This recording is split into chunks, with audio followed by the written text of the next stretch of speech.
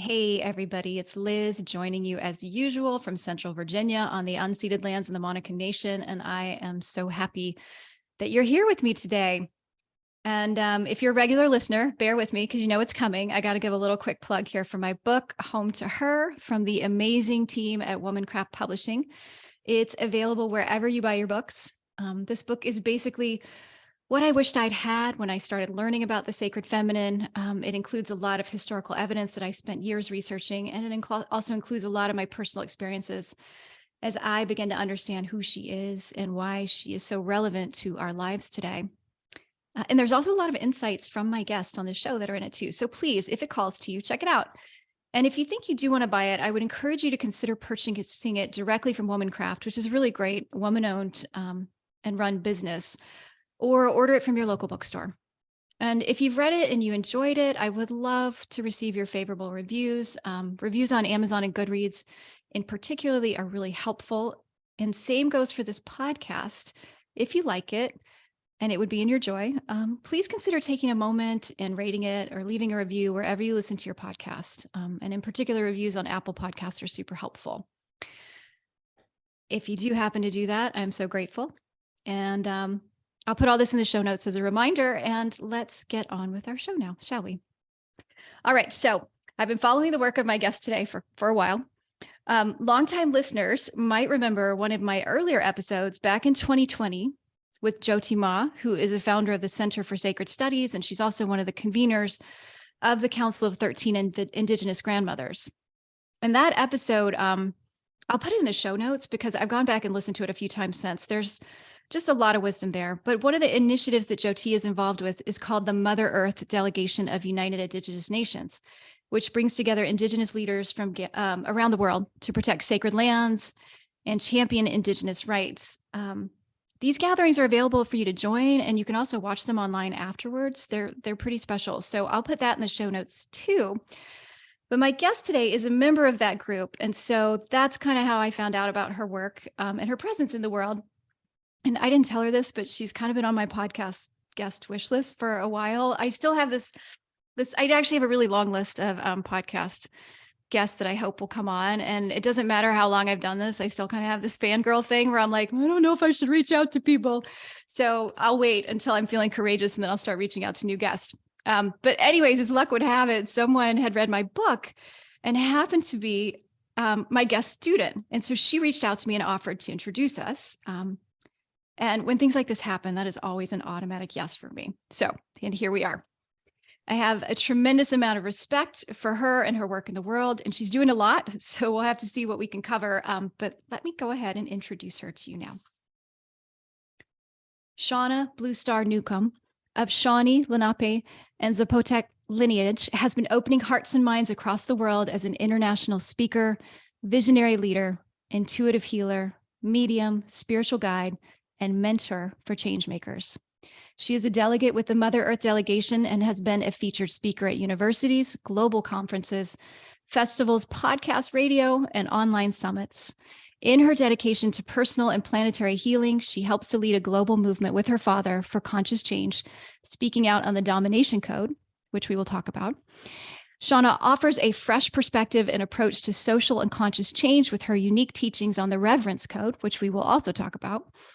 She has created 2 life-changing leadership courses, the Reverence Code Changemakers course and Sacred Feminine Rising Healing Immersion. She holds a vision of the beauty of the new era of love with great healing and much needed reunion of the sacred feminine and sacred masculine in unity and harmony. Shawna is dedicated to healing for the earth, humanity, future generations, and all beings in this time of the great shift and a return to what she calls the time that was before. Shawna, thank you so much for being here. It's an honor to have you with us today. Thank you so much, Liz. It's very delightful to be here. I'm thrilled, and thanks for reaching out. It's really wonderful to connect. And thank you for saying yes. It is funny. I do still get a little nervous about that. I'm like, gosh, I've been doing this show for like 4 years. I shouldn't get nervous about reaching out to people to have them on the show, but I still do. So I'm glad you're here. Thank you. So yeah, I love to start with people usually just hearing a little bit about your spiritual background. And those of you who've been listening for a while know that the reason I like to ask this question, well, one, I'm just curious. I like to hear what that's like for people. And then I'm also curious about what was helpful for you, what's carried through, and how and if that kind of opened the door to some understanding of the divine feminine. So we can go there after that. But, initially, I'd love to just hear about your spiritual background. Sure. I feel like my spiritual background started extremely early, like as far as just coming to a place of really feeling connection with spirit. And I feel like even connecting with, I mean, I didn't necessarily call it divine feminine, sacred feminine, but I definitely had a sense of, um, I guess I would say like presence or spirit or this life force connection. I think that's what really brings to heart. It brings it to heart with what I consider the sacred feminine now in the work that I do. Very much connection with nature, but of course, being from Indigenous lineage and background, I was immersed in ceremony since I was a baby, just going with my parents and community. So I had a lot of really amazing elders early on. I had a lot of intuitive experiences, mystical kind of experiences, people would say early on. And it was kind of scary for me as a kid in some ways. So I didn't have, complete like guidance as I would have liked to if things had been in the time that was before, where we had, community and elders that really were living completely in that immersion of spirit and culture as it was intact. So many of our, Indigenous communities have lost touch because of colonization and the effects in that way. So we can speak a little bit more about that. But definitely, I felt, a deep spiritual connection since I was a very young child. I didn't actually attend church in the way of religion and that type of thing, but nature, has been my temple, has been my sacred connection. The trees, just I had so many tree houses, even as a little kid.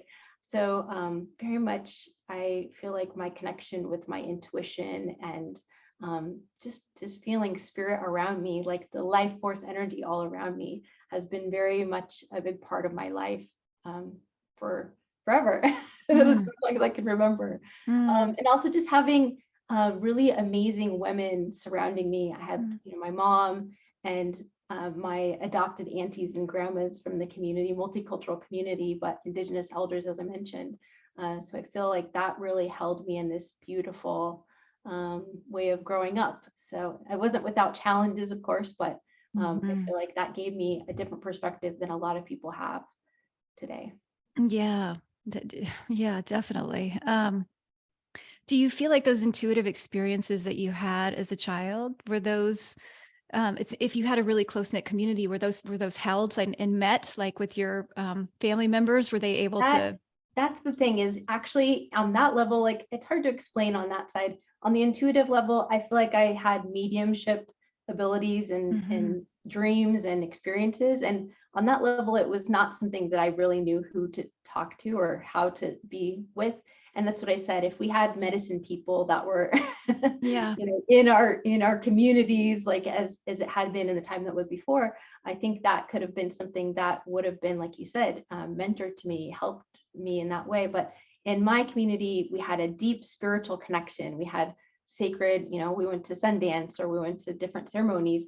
We went to pipe ceremonies. So that was introduced to me early on. But as far as, kind of in that way of exploring deeper into those gifts, that didn't come until a little bit later.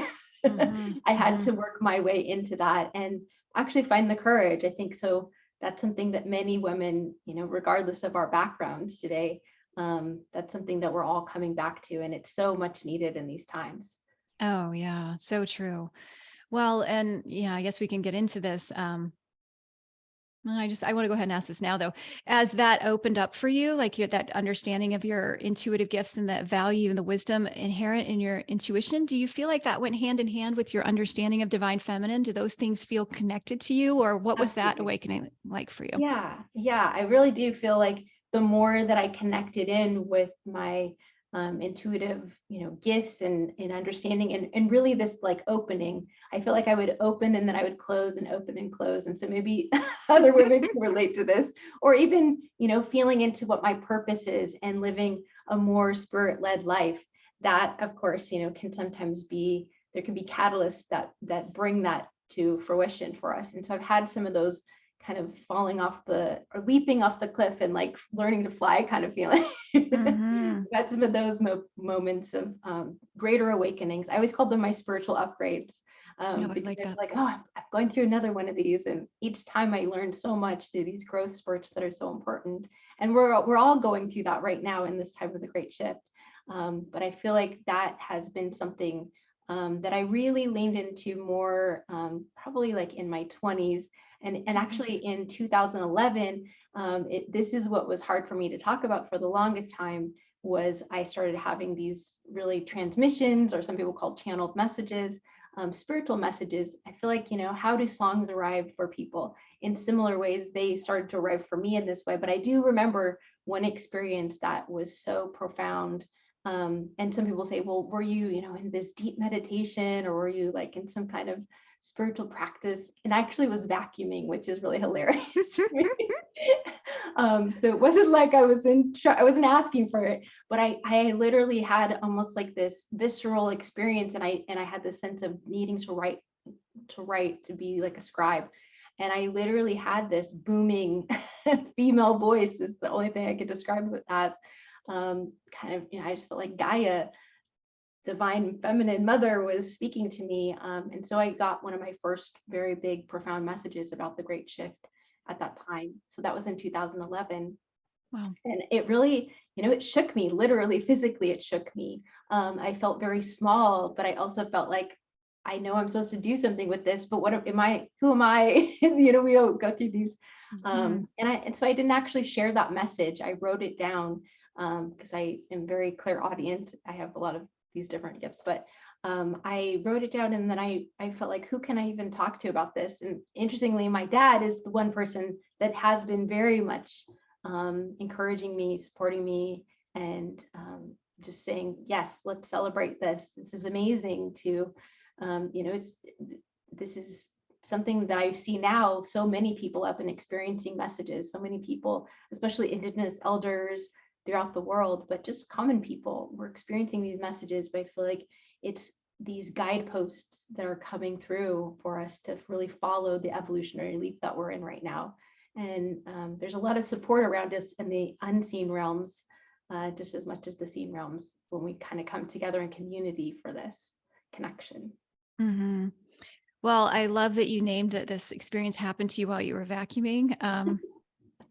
No, it's funny, but it's important, right? Because I do think there can be this assumption that you do need to be in this deep state of meditation, or that we need to remove ourselves from the world in some way in order to have a meaningful connection with spirit, and whatever word you want to use for that, divine feminine or God, goddess. But it doesn't really seem to be the case. That's not right. I mean, if she, source, can show up to you while you're vacuuming, then I don't know. And I feel like there's a message in that too, right? Like that, I don't know. I would love to hear you speak to that, but it doesn't seem like now is the time for us to necessarily be removing ourselves to caves so that we can sit solo and communion with source. I agree. I think that very much it's about us learning to be in the balance of things, and that we are moving in this time, in this world. And even in messages that I've gotten since then, it is very much about learning to understand that we are, divine beings. We are here in a human experience in this moment. And so it is learning to kind of walk in both worlds, have one foot in each world. And I see very much, we're mothers, we're daughters, we're sisters, we're wives, we're whatever we are, all of the different positions. We're doing work in the world. We're very busy. We're multitasking, especially today's women. So I feel like that's another part of it, is it doesn't mean that we can't be in our lives and not be spiritual, or vice versa. I feel like we can really be in both. It is about having practices, and that's what I work with my students, and I offer courses and classes to help people understand about the deeper history of how we've found ourselves in the place where we are today, and all of the imbalances that we're experiencing currently, but also a way forward. And really, I feel the spirit-led life and that connection with source, or divine feminine mother, like all of these experiences are very important for, I feel like we're remembering, we're returning to that time that was before. And I feel like science is catching up to what our ancient and indigenous peoples have known for millennia in many ways. Hmm. Oh yeah, totally. Well, I'd love to hear you describe. Okay, so it was clearly a woman's voice. So tell me, what does this language, the sacred feminine, mean to you? Is that language that you want to use? That's language that you use, right? So I I do always want use to that. give people a chance to use different language, but like, what does that mean to you when we say that language, sacred feminine? Well, I feel like it's coming to ourselves and really understanding this deeper, um, that we are, like I just mentioned, we are these divine beings. We are connected with all things. We are interconnected.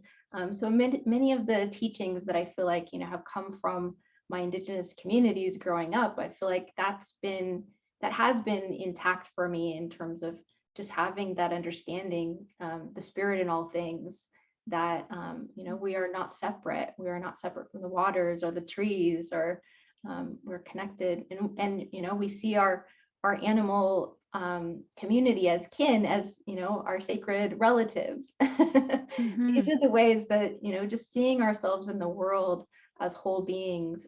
There's so much to it, but I feel like this time of forgetting, where I talk about the Domination Code and the work that I do with my dad, but I feel like the time of forgetting has really suppressed that, or had it's taken people away, and it's created that illusion of separation. And what we're experiencing is a return to the wholeness, and experiencing ourselves as these intuitive beings, as these whole beings, as these magnificent beings. Hmm. All of the magic and the miracles, that's what I really feel is so powerful and profound in these times. And like I just mentioned as well, I'm not the only person that is receiving these types of messages, or people Yeah. are having these incredible dreams. We're in this powerful time of awakening, and it's a great celebration. So it is a time where people are really seeing the shadows, and people have a hard time sometimes to say, is it really, is there hope for the future? They always ask me that question. And I say, yes, absolutely. It's just that we're finding our way, and we're learning to find our way in the darkness right now. But the way that Hmm. we can do that is by really coming into the spirit connection as our foundation. I do see a difference between spirituality and religion, and oftentimes that can be very stifling for people when they feel like it has to fit into some kind of rigid box. And Oh yeah. having that spiritual connection is a unique to each and every person, individual, for his or herself. So I feel like that's important as well, to distinguish that. And that's part of this great awakening right now. Hmm. Yeah, and I'm Hopefully glad that answer your question. you definitely did. And Okay. yeah, I was going to say, I think of, I love the way that you answered that about the sacred feminine, because I think for me as well, I think for some people there is an association when you say sacred feminine specifically with, it can be for some people specifically with a particular deity, for example, like a goddess, or which is totally fine. And I think it's really beautiful. It has been for me that the sacred feminine has been kind of the portal, especially for my background, which, is solidly European Christian for as far back as you can get. So it was really the opening to understanding the sacredness of all life, which then, and so it's less about affiliating with like one particular face of goddess, which if that's how you connect with the divine feminine, I think that's okay too. But that she, at least for me, can also be this portal to this much bigger, more beautiful understanding. Yes, absolutely. And I do see, I celebrate goddess, the actual deity goddesses, but I just see like, wow, it's just like flowers in a garden. Like, look at Yes. all of the beautiful, here's the representation of this one and this one. And it's just so exciting and beautiful. So I feel like that's the other opening and blossoming for us. Like I said, it's a unique path, and Yeah. not everybody may agree, but I just see that we're in a time of liberation to see what does it feel, what feels and calls to us, to our soul, to our heart. Mhm. That's what is meaningful for me. That's the way that I Yes. teach in my classes. I love that. Well, and I just feel like I can feel your sort of just positive energy around this, which it feels really good. I think sometimes when I think about the times we're in, this is what I tell myself as a mother, who's trying to figure out how to navigate with my kids, with fear. I of course I was lucky I had loving parents, but not a lot to draw on in terms of spiritual guidance. And so um I kind of told myself, like, okay, this is just the time of the mess. Like, it's just going to be messy because we are sort of fumbling around trying to figure out what works. We know what we were doing before, it doesn't work. I'm not exactly sure what I need to be giving my kids, but I'm going to try my best. I'm going to start with me first, and that hopefully, in the fumbling, that they'll see that it's okay to fumble themselves, and that perhaps for them and any future descendants, they'll have something to hold on to, and there'll be a clearer path. Um, so yeah, I think of it as a messy time, but I say that as just a way of giving myself permission to be really sloppy, spiritually sloppy. That sounds awful, but I hope that makes sense. Well, I feel like it is about just being authentic, right? Like Yeah. I feel like we don't it's about being perfectly imperfect and Yeah. allowing ourselves a softening. I think that's the other thing is there's been this rigidity, like it's Yeah. like it has to be this way. And I think very much there's this liberation and it's time. And it is beautiful to have children see that like we can make mistakes and that's how we learn and that's how we grow. And so I think in the past generations, I've seen that too. Like, oh, they were taught like, don't make a mistake. That just Right. seems so strange. Like, how can you, how can you learn? Like course correct. Like you Yeah. learn something. And in my community, I had these incredible elders that talked about being grateful for the hard times, being grateful for the Mm. bad things that happened to them, which sounds absurd to some people, but I just love that as a way of guiding. And, I teach it in my class too. It's just what the elders have given to me as gifts to really see that it shaped, this elder Al Smith in my community, he lived to be almost 100 years old. Many of the elders in my Mm. community did. And, how he was grateful for alcoholism and he was grateful for tuberculosis and he was grateful for having been sent to the boarding schools, even though it was, like abuse and torture.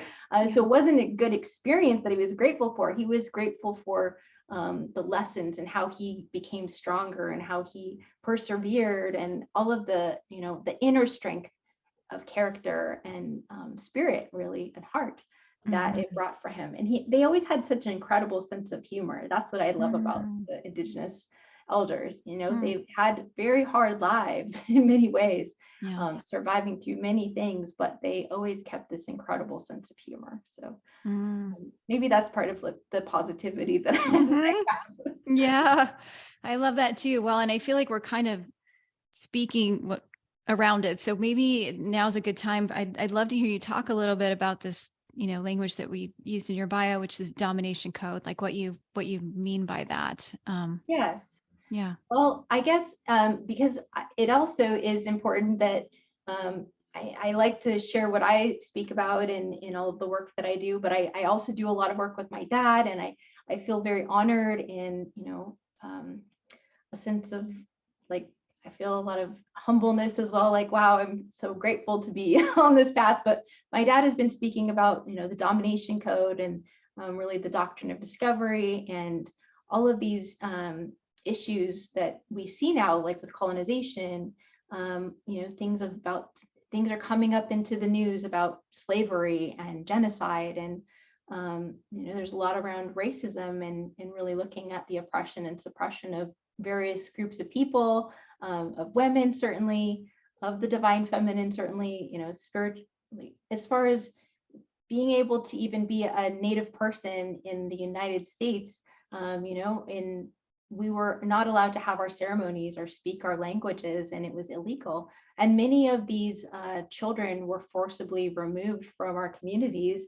Our so it's been my great great grandfather and my great great grandfather. It's hard to know how many greats Mm-hmm. But they were sent to Haskell boarding school. And as I said, a lot has come up even recently with, the abuse and really the torture of so many of the children that were sent to those schools. And they were forbidden from speaking their languages or beaten or, molested or raped and these kinds of horrific things. But really, it was part of this campaign that started, which was called actually Kill the Indian, Save the Man. So it's very much about assimilation. So my dad and I speak about these things, but my dad, he's a legal scholar and he very much talks about the papal bulls that were issued by the Vatican in the 14th and 15th century and all of the legacy and trauma of how that carried out in the world. But I also like to connect the dots in joining him in the work to say it's not something that's just ancient history that happened centuries ago. All of the things that we're seeing right now stem from that, and it's put directly into the laws within the Supreme Court and have never been questioned to this day. Like, they still remain. So there's been a lot of work that my dad has been doing for the past 40 years. Speaking about this domination code, though, I took it in my own research to say, well, how far back did this domination code really go back? It actually is before those papal bulls. Yeah. That pattern was there, and that legacy of genocide and domination, dehumanization, suppression, and oppression, certainly of women, certainly, the witch trials of Europe and all of that was happening then, is so much a part of the legacy of how women we're still feeling the suppression and oppression within ourselves. It's Yeah. wonderful to see things like the Me Too movement, where women are feeling more empowered and being heard finally. That's important. We still have so much work to do, and I really feel that it is a time of this. I feel like women are coming into our sense of power, and men are coming into their hearts. So I think that is another part of this, like I mentioned about the sacred feminine, sacred masculine, and the union that is possible with us really coming into a sense of this wholeness for ourselves. And I feel like, the sacred feminine, sacred masculine is within all people. It doesn't necessarily have a gender focus. But there are certain things within the gender focus that has been perpetuated in certain ways, that has been part of this legacy, that I feel like is another part of our awakening. So I feel like this time that we're in is really about illuminating the shadows so that we can have this compassionate witnessing for each other and to heal. But one thing that I say is, it's not about saying you bad Christians or you bad Catholics or any kind of thing like that. I feel like the more that we can get to the root of the issue, getting down to the deeper layers of how this domination code operates and really seeing it for what it is, and that it has these tendrils that it is responsible for racism, it is responsible for genocide or slavery, all of these things. I don't say like, oh, it's that bad patriarchy. I say, no, it's that domination code that then affects the patriarchy. And men are certainly having, trauma from that as well as women. Oh, yeah. So there's so many layers to this, but I feel like the more that we can find common ground in these times, that's where we really have this opening to really move forward in a beautiful way. And I feel like that other focus to move forward is the work that I do with the Reverence Code. And that is about finding the spirit-led life and our connection with divine feminine or spirit or source in our own unique way. And that is also about listening to our dreams and connecting with nature and having this sense of interconnection with all beings and all peoples, and just celebrating the diversity of this, the beauty that we have on this planet with, so many beautiful cultures and languages and traditions and spiritual faiths. It's all beautiful, it's all powerful. And I feel like there's so many solutions and innovative ways that we can heal in this moment. But it's really about coming to a place of common ground, I think is really our first step. Because if everyone is just like, no, it's you, no, it's you, no, it's the patriarchy, no, it's women, no, it's men, no, it's it's Democrats, no, it's Republicans, these kinds of things, I feel like this is where we're in the mix of things and people are not able to come together. There's, this is the important part, is finding that place of coming together. So that's what I do in my work with the Reverence Code, including, doing film showings, showing my dad's film and speaking to people, because I feel like there is a healing moment here possible. when we see the deeper layers and how we can come together. Yes, and I'll put this in the show notes too, but your dad's film is called Unmasking the Domination Code. It's called The Quite Doctrine of the Discovery, Doctrine of Discovery. Thank you. Okay. the Domination Code. Doctrine of Discovery, Unmasking the Domination Code. And I'll make sure that I put a link to that in the show notes too. Well, and I think, oh, there's so much to unpack there that you said, but one thing that, and I want to hear your reflection on this. So one thing that was really pivotal for me in my own journey with understanding the sacred feminine was, like in my career, I had worked really hard to get into the business world and felt that I needed to be successful in that space, that was kind of how I would be a good feminist. I was highly educated and I would go out and get the economic opportunities that were not available to my mom or definitely not available to my grandmother, just didn't have those choices. And I didn't really see that I was still operating within the same framework. Like I was trying to go and grab at my piece, and that's how I was going to get equality or whatever. I would be a strong and powerful woman. And I think that's one of the things that I find myself getting, I'll say frustrated about wanting to communicate this effectively to women. And I think if you're listening to the show, you're probably already on board. But I think that we can look around, at least in the United States, and see women grabbing political power and economic power in ways that they haven't had before, but without the context that you are speaking to, which you call the Domination Code, but it's that context. You're still in the same paradigm, and it's missing, I think, the spiritual piece too. And so I'm curious for you. Do you feel like your students come to you already with kind of that sense and now they're looking to fill it in? Or is that something that you find that you have to speak to, like to illuminate for them so that they can see, hey, we're still kind of playing in this same dirty water? Does that make sense, that question? No, I think I appreciate that question because there's a lot to unpack in that question. I'll try to remember all the threads, but I feel like definitely I see kind of women emulating the male dominating power. Yes. But it is within the domination code model. And I do, unpack that more in my course. I feel like it's this journey that we're going into the domination code and we're really diving deep into the shadow. And then we not only are looking out in the collective, but we're looking inwards deeply into our self-reflection, into ourselves. I feel like very much so women have been wanting to find the sense of their own power, but doing it in this other way. And oftentimes too, it's that competition. And the other thing that I've seen is it's so important in, my women's work that I do with women in circles or sessions, how important it is that we are able to heal the sister wounds and heal the ways in which that it's this condemnation of self or condemnation of other.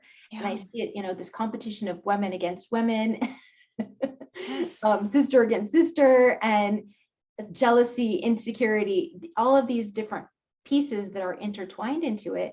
But very much so, yes, people do come to my course having a sense of kind of knowing why they're coming to the course. I want, of course, more people to understand. I don't think a lot of people usually will see my dad's film. We'll have a film screening. And so there'll be audiences that come in through that way, or we are doing different talks in the world. So they have a sense already. Usually the film is 1 hour long, but it has been also opening hearts and minds since 2015. And it's so profound. It's so moving for not only the heart and the mind, but it really opens up this gateway for people to say, oh my gosh, this movie changed my life. And I didn't know anything about this history. I had no idea. I'm this highly educated person with all of these degrees. And this opened up something in me that they say they understood something, but suddenly a light went on and they could connect the dots to why they feel the way they do, or why these things are not working in their life. But it also, they would literally come to my shoulder and start pulling on my sleeve saying, I don't know what to do. What do I do? This changed my whole life. And so I said, we can't just leave them like this. That's why I created the course, is that I felt like people really needed something to find their way in these times. So it takes them through this domination code understanding in all of the ways, all of the levels in which it's operating, and the subtle levels that it's operating. And then it takes them into this other pathway of really understanding the reverence code and connecting back to the time that was before and what that really looks like, how it can be something that we feel can illuminate the future that we're looking for. I think so many people want to see that there is a brighter future, but they just don't even have a sense of what that could be at this time for a lot of people. Oh yeah, totally. Well, and I mean, if you're, I mean, there's a lot of bleak stuff out there, in the news and what's happening with our climate. And yeah, and I mean, you've already spoken to the divisions between people. So I think it is easy to get wrapped up into the realities, the really ugly realities of what we're facing as a species. So yeah, I get that. I want us to take a quick pause here. I actually haven't done this before, but my friends over at the Missing Witches podcast, they've been on the show before. You should absolutely listen to their show if you haven't, because it's amazing. But anyways, they're doing a fundraiser. So we're going to take a quick break. They're going to tell you about it and we'll be right back.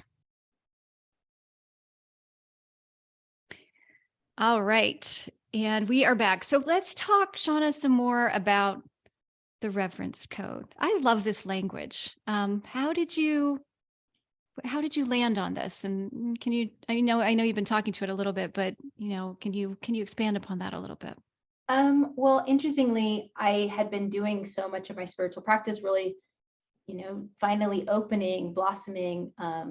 In many ways, when we do open and blossom, sometimes the floodgates are opening. It's a little too much at once, but I definitely moved into practices and was really feeling a sense of, I had these moments. I think we all have these moments. Usually they're fleeting moments where I just felt so connected, so held, so much love. I just would cry because my heart was opening. So I was just like, I love life. I love this world. I love people. I love animals. I love trees. And so I would just be so immersed in it. And I would talk to my dad about it. And, I would say, or remember a very clear conversation actually, where I said, I feel like you talk about the domination code, but I feel like there's this other feeling that I feel when I'm just so connected in that space, which I would say, feeling her, feeling she, feeling goddess around us, spirit holding us. Some people say creator holding us, but I just felt so loved and loving, like I just loved everything. But I said, it's not respect. I feel like that's not just, doesn't even go there. It's not enough.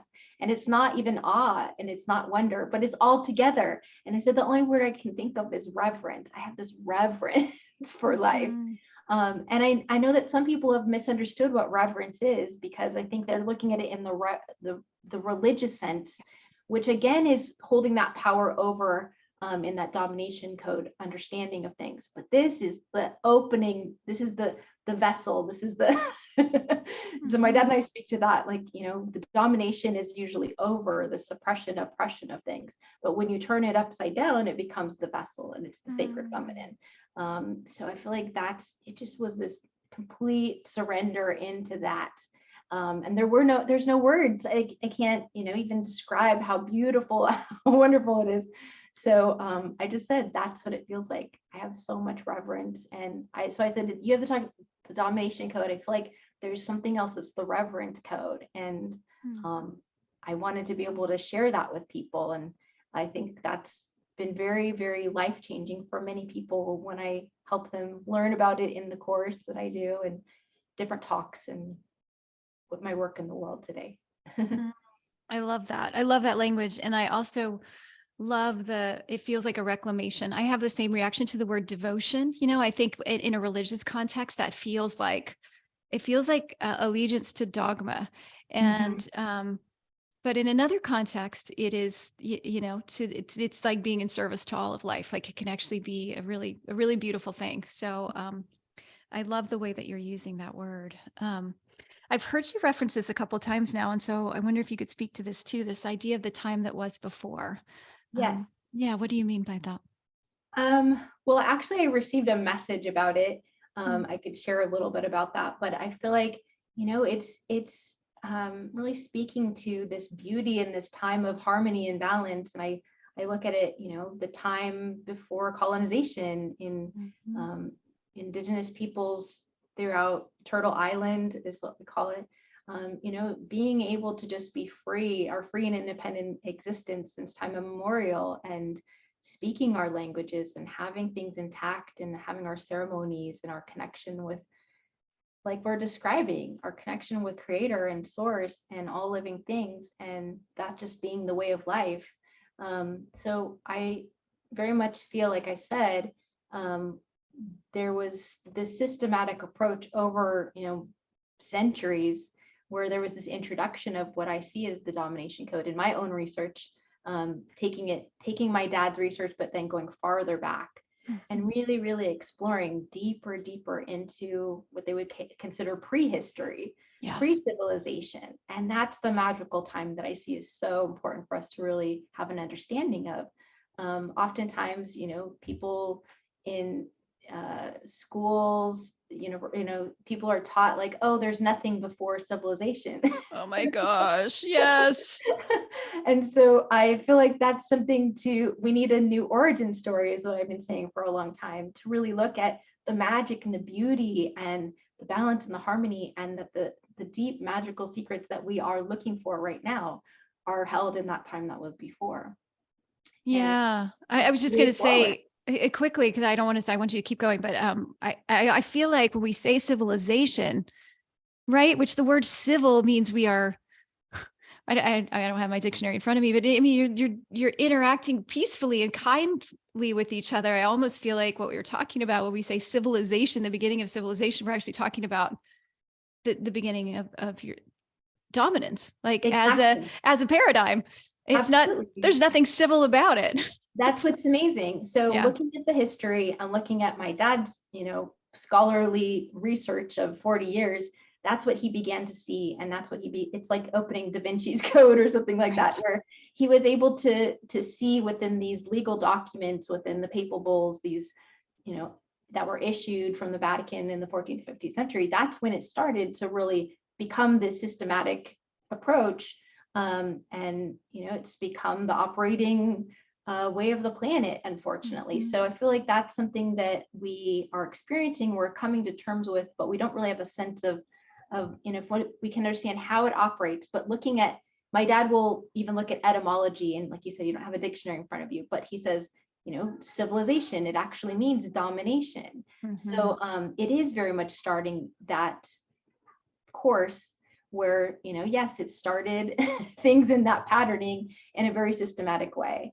So that's what's interesting to really also see the contrast from the time that was before, and how things were held in balance and harmony, and that connection of living with nature rather than domination over nature, that has led to then the climate crisis that we're seeing, these types of just the attitudes of, being superior, inferior, superior of, species over others, or superior men over women, superior one woman over another, these kind of men over men, like all of it is based on domination, dehumanization.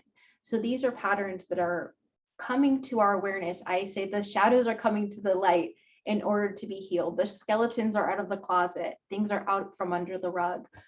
It's very important that we are able to open our hearts and our minds in this time to really look at the shadows, because that's part of our healing too. It's part of our awakening, so that we can move through and say, this looks ugly. We're not happy with this. We need to find solutions, but it's also about coming together, not about fighting the separateness and staying in this pattern that's perpetuating for so long. So it is the healing moment. It is the evolutionary leap. Butterfly to caterpillar to butterfly moment. So yeah, I feel like we're really, really expanding ourselves, but that's the beauty of it as well. I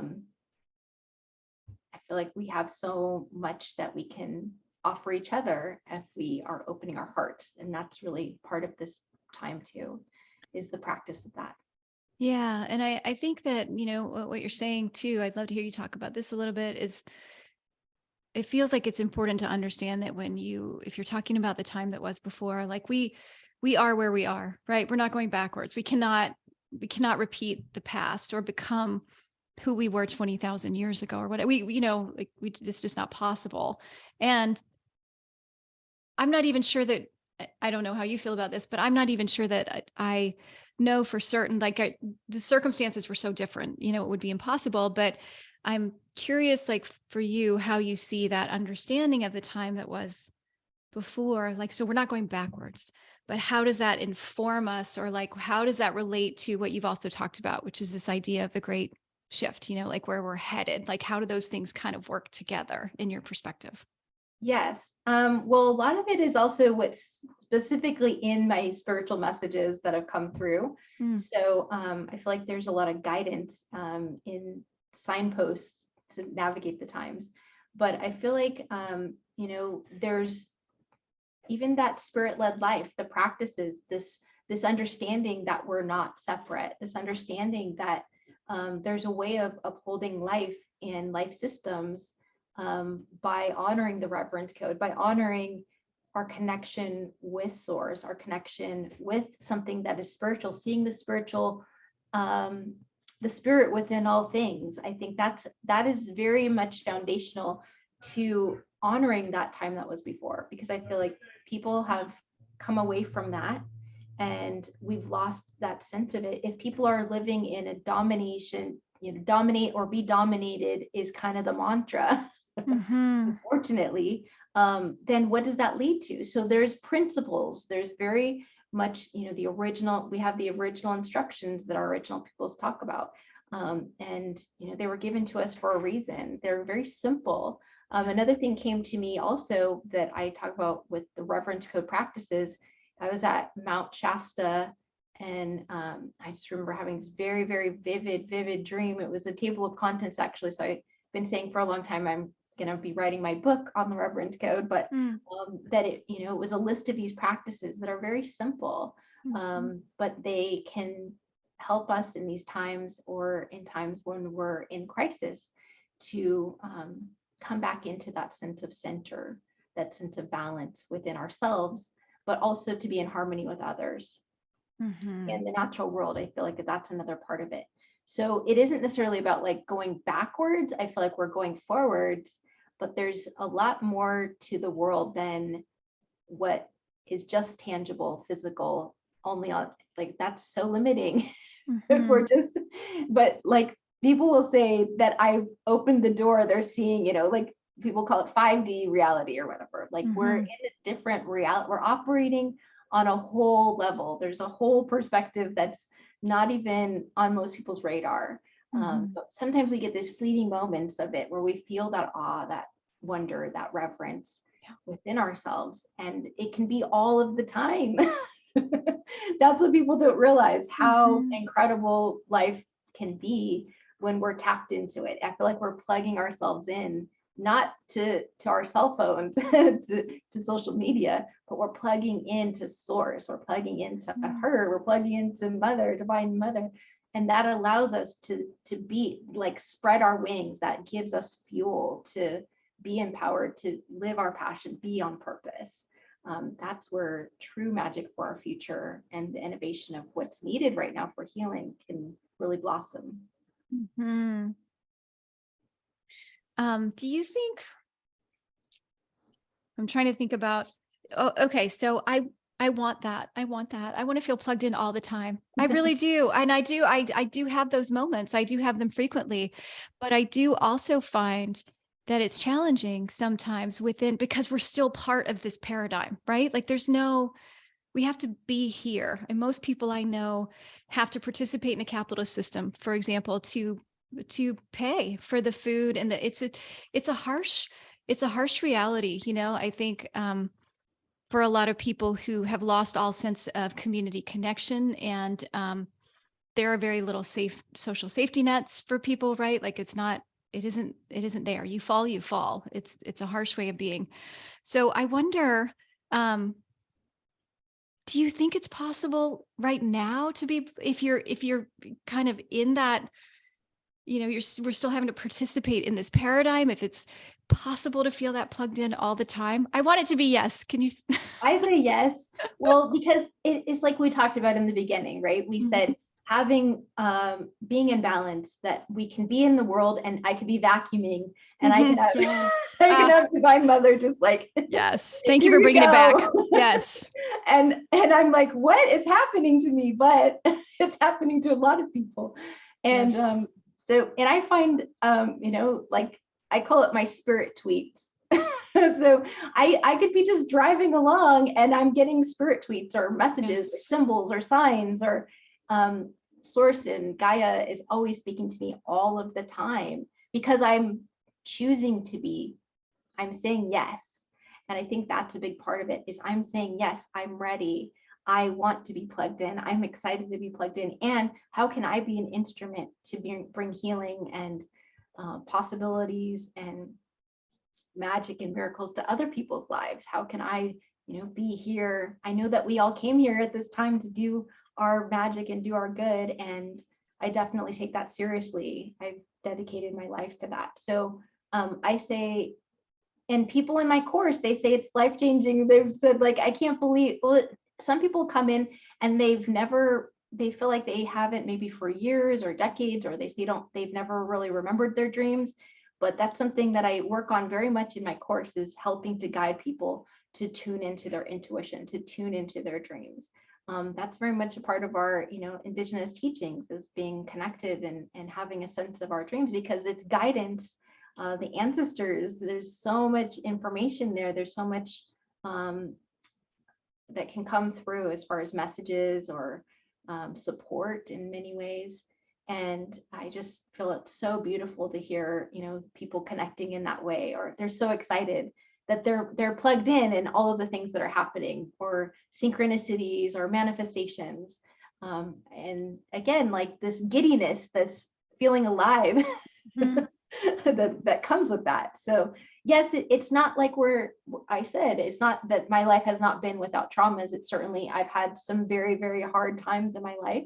My life is not perfect even now, but I definitely have a resilience because I have a foundation that is my core, that keeps me strong. But it takes practice as well. So, and I think that the part of that is saying yes and learning to be plugged in on a regular basis. Oh, I love that. I love that answer. Tell us about your courses, because you've referenced them a couple times now. So can you talk to us about Yeah. what you're focused on in your teaching? Well, I mentioned about my Reverence Code changemakers course, and that's been so beautiful. I've had that since I think 2016. A lot of small groups, many people that have they'll see my dad's film. Again, the Doctrine of Discovery, Unmasking the Domination Code. And that really helps to open their eyes to say, wow, I want to do something. Or some people, they may be connected into social justice, or they're concerned about climate crisis. There's a lot of things, but definitely people that are in leadership. I've been excited that it's just been all various types of people, all backgrounds, all ages in many ways as well. And that's, feel like it's a beautiful 10-week course that allows people to really take that deep dive into the Domination Code and really seeing all of the ways that it manifests. I say that it's something that's affecting our hearts, our minds, our bodies, our spirit, our sense of purpose, our relationships, and our prosperity, or abundance in the world, and as well as our impact, not only like in our families and our communities and the world as a whole.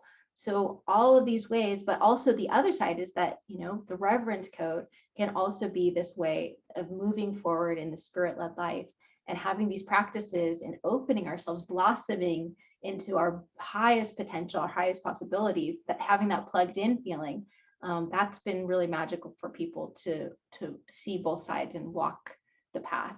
And also seeing what's possible in the world when they take inspired action in those ways. And then my Sacred Feminine Rising course, I just feel is so powerful right now for women to really have this sense, as you mentioned, coming into a sense of ourselves in a different kind of a power, a different kind of understanding of authenticity within ourselves.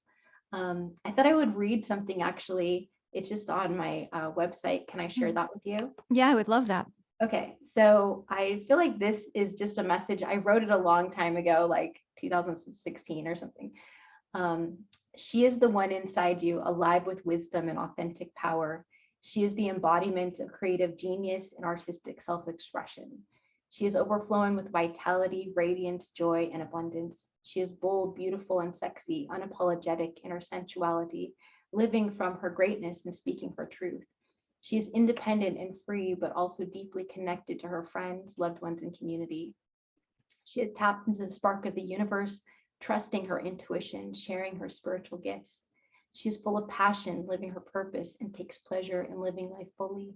She has courage, strength, and resilience to rise above obstacles and challenges. She is brave enough to scale high mountains or explore the dark depths of her soul.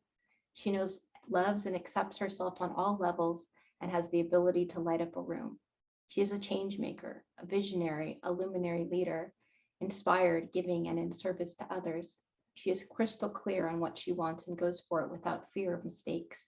She is calm in the storm of daily dramas and filled with peace, love, and bliss. She understands her unlimited capacity to create the life of her wildest dreams. She is the Shiro within, the inner goddess. She is incredibly powerful and has the unique ability to attract life's magic and miracles. She is unstoppable, saying yes to life, and life supports her with her big vision. Isn't she beautiful, powerful, and amazing? She is you. Mm. So I wrote that just as a opening to say, this is what I vision for you in the course. And not just for each woman individually, but the synergy and the power of sisterhood. And as I mentioned, really holding ourselves in this like a reverence for each other as sisters, and seeing each other, seeing the beauty and the unique, authentic person being that each sister is. Because I feel like, there's, again, like I was talking about, that competition, the sister competition can be so hurtful, so harming. The insecurities and the jealousies that women feel, or this kind of like pitting one against the other, that can happen. And I feel like there's this healing within that that's so needed. And this beauty, I've done a lot of facilitating of women's circles. And, I just love, in the beginning when I started doing that, women would say, can we have this every week, or can we have this every new moon and every full moon? and they'd never experienced something so connected. So, but I feel like that's the natural way of things. In the time that was before, we had that, we needed that, and we felt supported and held in a different way. So I think that's really another part of, a lot of women are coming into that. There's more women's circles happening, but I think there's some magic in that that's needed now. Oh, I love that. Well, yes, she is you. And that feels like, this feels like a good place, like to round us out. She is you. And she's me too. She's all of us. So there we go. Yes, that's right. I love it. Shawna, thank you so much for being here. I'm going to make sure to put all of your information in the show notes, but do you want to tell us quickly how people can find you online if they want to learn more about you and your work and your offerings? Yes, you can visit my website at Shawna Bluestar, SHAWNA Bluestar.com. I'm also on Facebook and Instagram at Shawna Bluestar.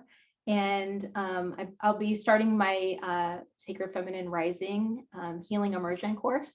Is going to be starting at the end of May. We'll have an orientation.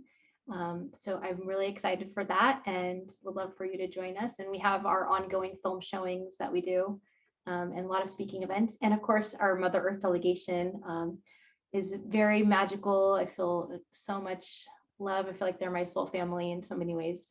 I love and respect for them. So a lot of beautiful elders, and very authentic prayers for you to also have more guidance in these times.